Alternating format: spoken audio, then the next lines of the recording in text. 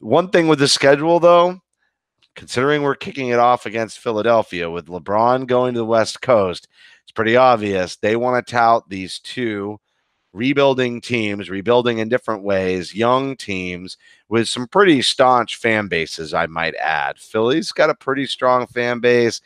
Boston's got a pretty strong fan base. They're all right close by each other in the Northeast. So, not if the Knicks were good, it's not like Yankees, Red Sox, where in Connecticut you clash the fan bases in this meld of opposition. You aren't quite that close, but the cities are pretty close. And I would say it's a nice one.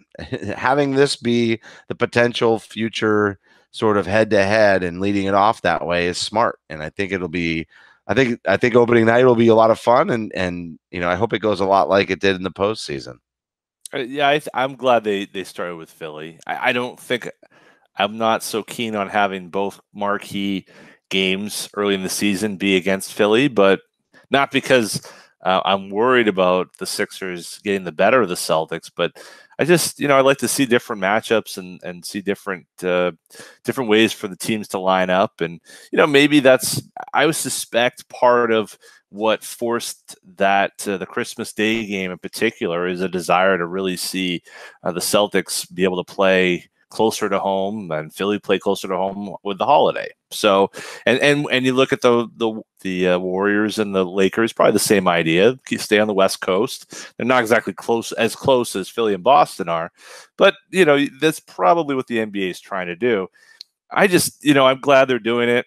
I wonder if the Celtics will actually start the lineup that you would like, because if you're going to play against Philly, aren't you going to put Horford on Simmons and the big boy, all of Australia, Aaron Baines on Mr. Mouthy? Who are you putting on the bench?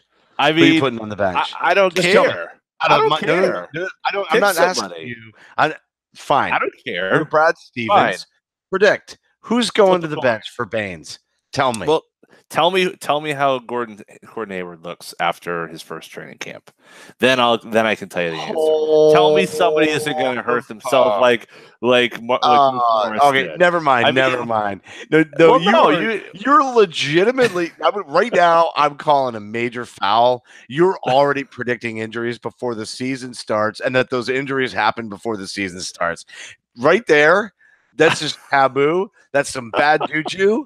Oh, come on. After last year, does it matter? No. We're going to suspend you. We're going to suspend you from Celtics Stuff Live for 6 weeks. You can walk under every ladder, break every window, and not have anything nearly as bad as what happened last year. It doesn't matter. No. It doesn't matter. No. It does matter. The whole point was Celtics are immortal. No. Hospital Celtics is not what we want this year. We lived through it. It was an underachieving team. It was a great way to deal with some disappointment, but it's not what the fan base wants whatsoever. That's bad juju. You're paying a fine. You got a 6-week suspension. Handing it down from the league office. Yeah, okay. That bad juju is no good. And you only used it to dodge the question. No, just because you're wrong. They're not going to start. They're not going to fall. Why would they go small? Fine, but that's not the question. Fine, you're right. Not the question. No, that's the question. No, that is my question. I'm saying right now, you're right. They're not going small in game one. Yeah. Who's going to the bench? Hayward looks healthy. Kyrie is healthy. Everybody's healthy. World's perfect, just like it started last year. Who's going to the bench? I'd sit at Brown. So you're going to put Hayward at shooting guard? Yeah, maybe.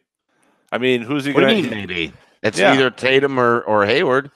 Yeah, probably. I mean, have him chase around. I mean, maybe you don't want him chasing around Hayward. I mean, here's what I probably would. I'm not worried about the defense in that game. I absolutely think you go small, and I think you try to bring everybody out, space the crap out of it, shoot the lights out. If they're not shooting hot and they're not passing well, you make an early sub for Baines in that case. But I think you absolutely go small, just like you did the beginning of last year, and you try to force your will on other teams offensively. I mean, I get what you're saying. I see the defensive liability potential, but I also look at it on the other side that, man, if they can play some sound defense, know that they're going to give up some mismatches, But any of those misses, they start running the other way. And remember, they're not really, Philly still isn't spacing the floor all that well. It's just JJ. So you're going to want Brown out there. If you put Brown on the bench, you're giving up a different matchup potentially. Yeah, but who are their best players, though? I mean, their best players are, if it's not Simmons and it's not Embiid, who's going to beat you? Fultz? Well, if it's not Simmons and it's Embiid, then it's Redick. That's the number 3. But that's my point. You're only proving my point. But if you're letting the third best player on their team beat you, supposedly, I think that's a win for the Celtics, right? And by beating you, you're saying, well, I'm going to put an all-star swingman on a 6'1" shooting guard who has to run off screens to get his offense. I mean, frankly, I'll take that trade-off as opposed to letting Embiid show what he did against Horford and try to have Tatum or Hayward, who hasn't played in exactly 12 months, to try to guard against Simmons. To me, that just seems like you're asking for too much. Don't overthink it. I totally think Tatum can handle Simmons. Fine. Remember, they're not shooting from the outside. You know what I mean? So what's he going to do? But my point is, you can pack the defense down a little low. Go ahead and let Embiid go off a little bit. Pack the defense off of the shooters? Yeah.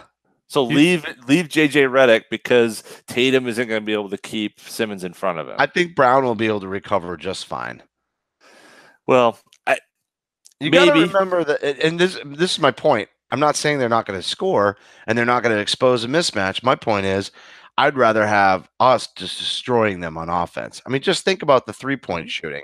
Kyrie, Hayward, even Horford, right? And he may not even have to. You might be feeding him crazy in the post potentially. But seriously, that starting lineup, everybody can shoot threes. Every single one of them can shoot threes. What they really should be looking at this season is how do they work the backdoor cut with Brown? I mean, he's so good in the post, right? And he's a threat from the corner, but that's where you start that backdoor cut. If you've got everybody else spaced out beyond the arc and they can all shoot threes, I mean, cutters galore there because there's enough athleticism. And then they can even kind of get that mid-range going where, Tatum sets up at the elbow, that whole Paul Pierce, Harold, you'll go back to that and ISO him a little bit. I just think there's so much offense to be generated. If you come out in game 1 and you throw up a cool 20 points in 6 minutes, and it's doable, right? If they're hot from outside and the shots are falling and you just smack them in the mouth that fast and stake a lead, then you bring in Baines because the team's frustrated, right? They might be exposing, the defensive liability. But if you come out and just throw up crazy points super fast, hit him in the mouth, and then bring in Baines and try to frustrate Embiid from there, I think that's a winning combo. More than bring out, Baines and Philly keeps hanging in there, and then you start working into your rotations, and maybe somebody gets hot, maybe not. I'd rather see Kyrie just dribble the crazy all over the place, get the ball movement going, hit shots from outside, have those guys all over place on defense so they're tired out, and then that way they don't want to wear them out. On offense, they start to get worn out. I think the defense almost plays itself a little bit in that starting lineup if you're just killing them on offense.